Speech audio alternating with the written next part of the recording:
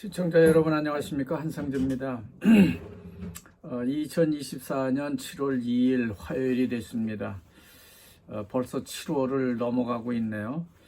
지금 우리나라는 전국적으로 비가 내리고 있습니다. 아주 굵은 비가 새벽부터 주룩주룩 내리고 있는 걸 볼 수 있는데요. 장마라고 합니다.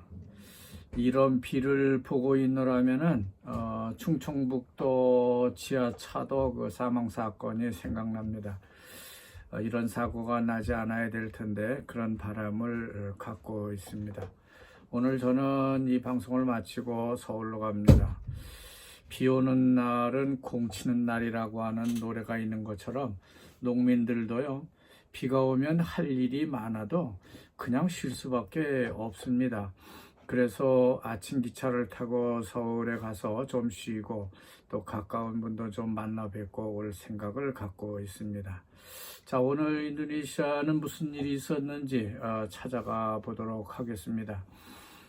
토픽 사진 뉴스로는 경찰의 날 행사에서 조코이 대통령이 무게차에 올라타서 사열하는 모습을 담고 있습니다. 모나스 광장에서 가진 제8차 비앙카라 기념 행사인데요. 인도네시아는 경찰을요, 그냥 폴리라고도 부르지만은 바양카라라고도 부릅니다. 왜 그렇게 부르는지는 잘 모르겠습니다. 어쨌든 예전부터 경찰은 바양카라 이렇게 말합니다. 그런데 조코이 대통령 얼굴 사진을 보니까요, 상당히 많이 늙어 보입니다. 제가 자카르타 시장을 할 적에 조코이 대통령을 만난 적이 있는데 그때는 가까이서 이야기도 나누고 해서 상당히 젊어 보이고 당당해 보였는데 그리고 신문이나 TV에서 사진으로 지금까지 쭉 봐왔죠. 그렇지만 지금처럼 그렇게 나이가 들어 보이긴 처음입니다. 저도 많이 놀랐습니다.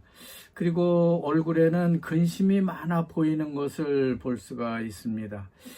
자, 조코이 대통령은 경찰의 날 축사에서요, 모든 인도네시아 국민들이 경찰의 일거수일투족을 지켜보고 있다는 그런 취지의 경축사를 전달했습니다.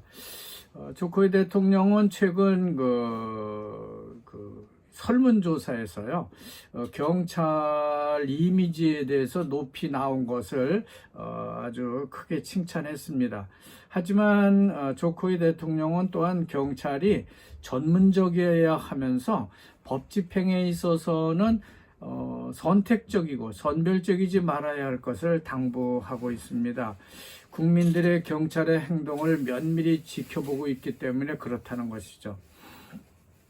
경찰은 휴일도 없고요. 경찰은 어디서나 있고 또 어떤 지역도 그냥 지나치지 않는다고 합니다. 그렇지만 이는 국민들도요, 그들의 모든 움직임과 행동을 면밀히 감시하고 있다는 것을 의미하는 것이다 라고 말했습니다. 그렇죠. 경찰이 국민들을 도와주기 위해서 있는 건데 또 국민들은 경찰을 여기저기서 만나니까 그거를 또 뭘 하는지 잘 알 수 있다고 하는 그런 말이 되겠습니다. 다음 뉴스는요, 페데네스 두아, 그러니까 사이버인 국가 전산망이죠. 이 국가 인도네시아 전산망이 사이버 공격으로 인해서 대학 신입생 입학 사정이 방해를 받고 있다는 그런 뉴스입니다. 한인신문요. 한인신문도 톱 기사로 이 문제를 싣고 있는 걸 볼 수 있는데요. 임시 국가데이터센터 2에 대해서 해커링을 받았기 때문에 대학용 스마트 카드 승인도 다 중단 사태를 맞고 있다고 하는 겁니다. 인도네시아 정부는 사이버 공격이 아주 부주의한 비밀번호 사용으로 인해서 발생한 것이라고 인정을 했습니다. 그러나 사이버 보안 전문가들은요, 정부의 발표에 대해서 뭔가 이상하다, 그건 아닌 것 같다는 의문을 제기하고 있습니다. 왜냐하면 이런 사이버 해커링 그 영향이 전국적으로 나타나고 있기 때문에 그런 건 아닌 것 같다라는 그런 의견을 내고 있는 겁니다. 그리고 일면 톱 기사가 하나 더 있는데요. 마두라 섬의 바틱 산업에 대해서 전해주고 있습니다. 앞으로 콤파스는요, 마두라 섬을 집중적으로 조명할 모양입니다. 오늘도 마두라 섬의 이모저모 또 거기에 먹거리 등 여러 가지를 조명하고 나왔습니다. 마두라 섬은 수라바야 바로 앞에 위치한 그런 작은 섬입니다. 작지는 않죠. 상당히 큰 섬입니다만 자바 섬에 위치하고 있으면서도요, 매우 낙후한 곳 중에 하나였습니다. 제가 가보니까 정말 낙후돼 있었고요. 동네 사람들도 농사 짓는 걸로 만족하고 있었습니다.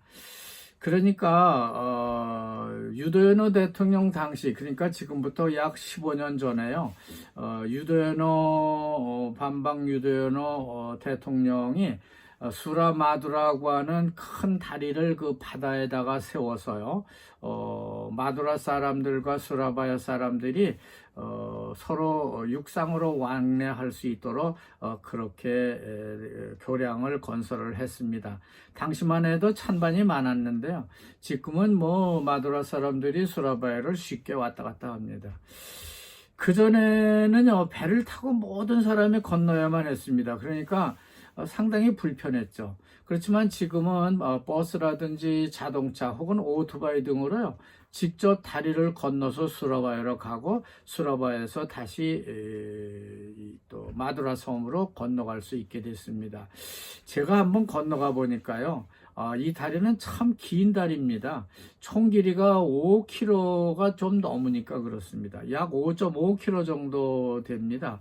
그 수라마두 다리를 건너가서 그 마두라 지방 사람들이 기르는 그 오리가 많은데요, 그 오리 요리집은요, 수라바야 사람들이 무척 많이 들어가서 먹는, 아주 싸기 때문에 거기 가서 먹고 나오는 그런 그 하나의 위삿다가 되고 있습니다.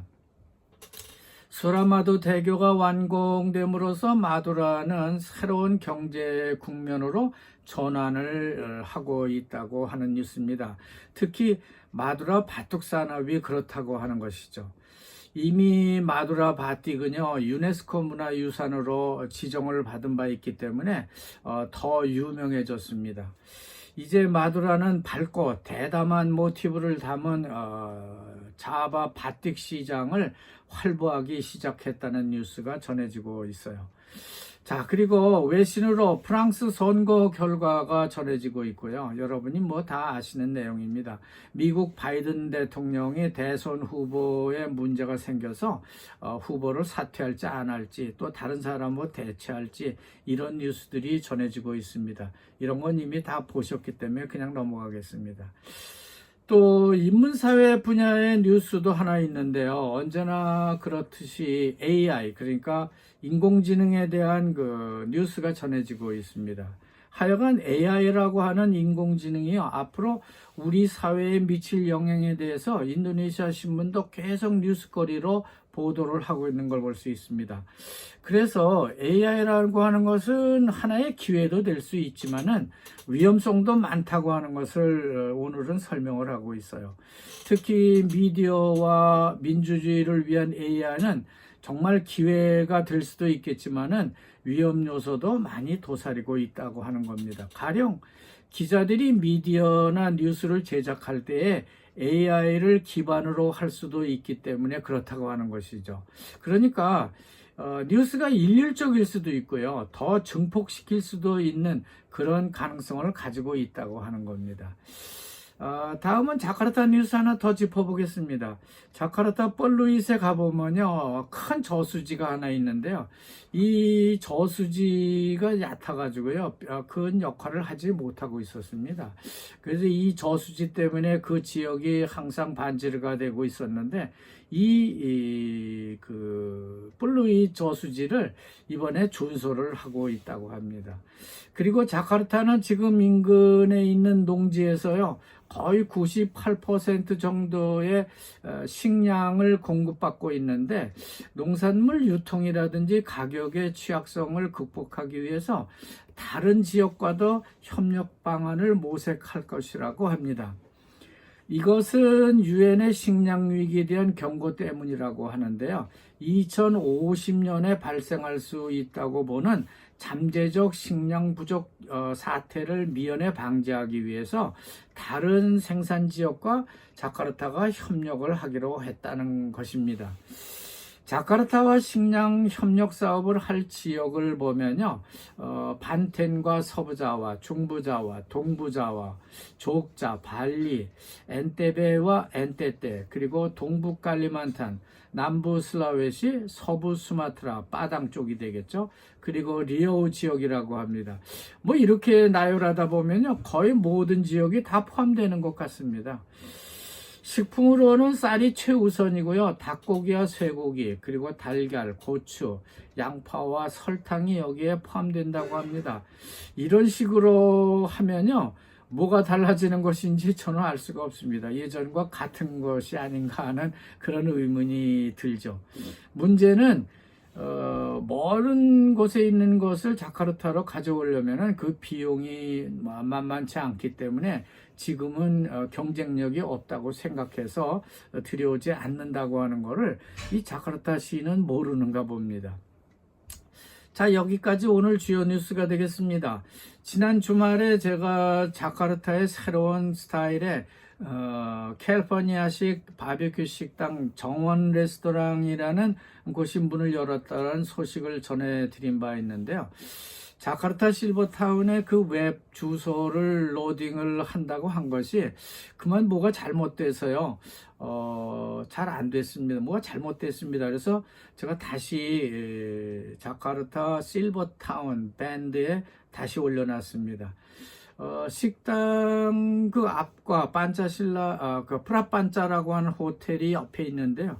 그 프라판짜 호텔과 식당이 협력을 해서 거기다 파킹을 할 수 있기 때문에 파킹은 상당히 편리하다고 합니다. 그러니까 꾸망 지역이라든지 이쪽 블로겜 지역에서 들어가는 그러한 그 교통의 중심지에 있는 호텔이라 여러분에게 소개해 드립니다. 여러분 여기까지 같이 해주셔서 대단히 감사합니다.